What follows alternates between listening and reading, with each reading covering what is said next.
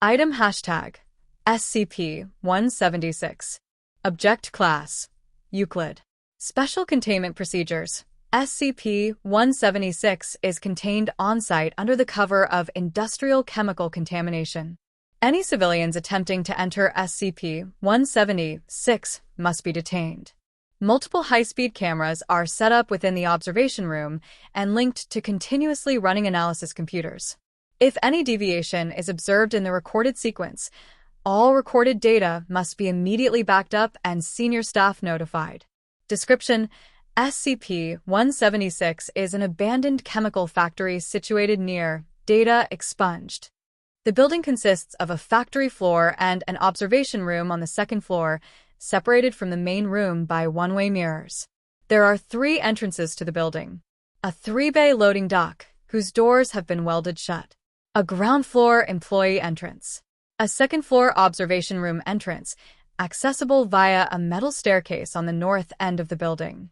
When the main building is entered via the loading dock or employee entrance, no anomalies are observed, merely an empty room in severe disuse and disrepair with a small amount of metallic debris consistent with a stripped-down, abandoned factory.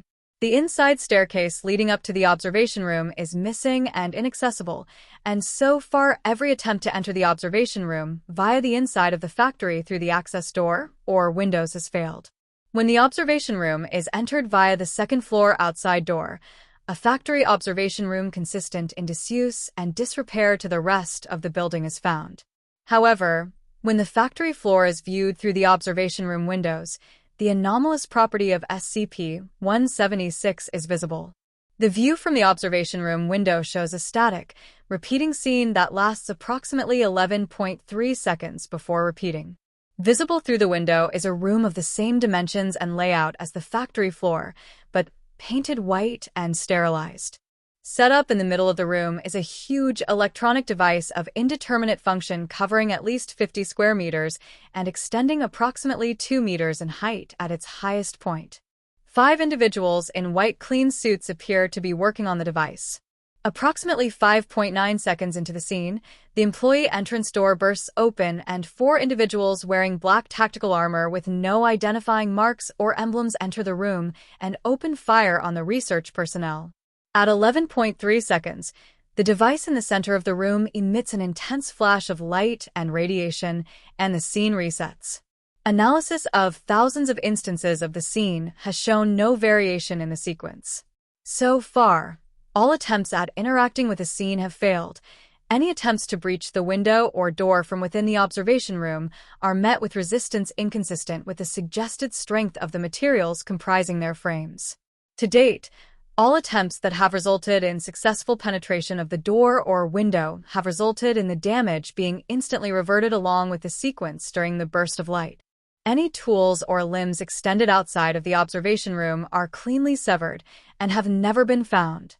Research is ongoing into the nature of the device at the center of SCP-176, as well as the identities of the individuals involved. Addendum 176-1. Further analysis of individuals in SCP-176. Analysis has yielded the following information regarding the individuals visible in the scene. Unidentified Researcher Number 1.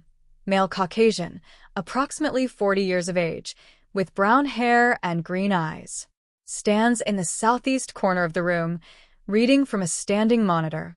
Hit 3 times in the chest by automatic fire at approximately 8.1 seconds and appears to be killed instantly.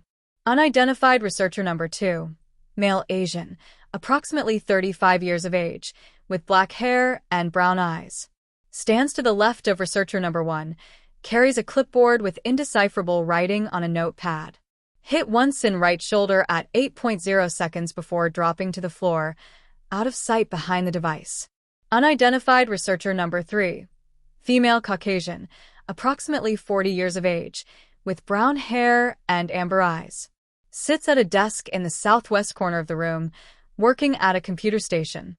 Is out of the line of sight when the gunfire begins, and takes cover under the desk. Appears to be reaching for a weapon of some sort shortly before the end of the sequence. Unidentified Researcher Number 4. Male Caucasian, approximately 45 years of age, with brown hair and indeterminate eyes. Stands in front of the device to the northeast, with his back to the observation room. Shot twice in the head at 7.2 seconds. Killed instantly. Unidentified researcher number 5. Male. Indeterminate. Stands in the northwest corner, mostly obscured. Presumably shot at approximately 7.8 seconds and drops down out of sight. Unidentified assailant number 1. Male. Indeterminate. Wielding a suppressed M4A1. Enters first, shoots researcher number 4 and researcher number 5, then moves towards the device. Unidentified assailant number 2. Male. Indeterminate. Wielding a suppressed MP5N. Enters second, turns left and shoots researcher number 1 and researcher number 2, then sweeps towards the southeast. Unidentified assailant number 3. Male. Indeterminate. Wielding a suppressed MP5N. Enters third, turns right, and moves under the observation room. Unidentified assailant number 4. Male. Indeterminate. Wielding a suppressed TMP.